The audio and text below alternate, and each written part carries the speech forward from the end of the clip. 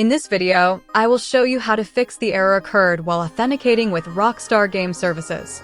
If this helps you, please like the video and subscribe. If GTA 5 or GTA Online is not launching and you keep getting this error, follow these steps carefully. Step 1. Close Rockstar and game launchers. First, close GTA 5, Epic Games, or Steam. Press Ctrl+Shift+Escape to open Task Manager. Search for Rockstar Games Launcher, right-click on it, and click End Task. Make sure all Rockstar-related processes are closed. Step 2. Delete Rockstar Cache. Open File Explorer and go to Documents.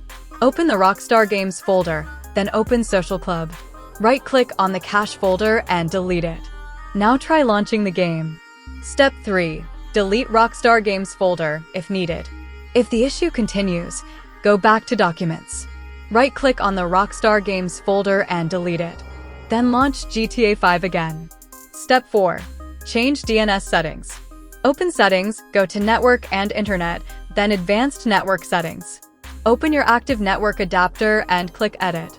Select Internet Protocol version 4, IPv4, and choose Use the following DNS. Set. Preferred DNS, 1.1.1.1. Alternate DNS, 1.0.0.1. Click OK. Now open Command Prompt as administrator and type IP protocol configuration /flushdns. Press Enter. Step 5. Add Rockstar to Windows Security Exclusions. Open Windows Security Virus and Threat Protection Manage settings. Scroll to Exclusions and add the Rockstar Games Launcher.exe file, the entire Rockstar Games folder. Final step. Reinstall Rockstar Games Launcher.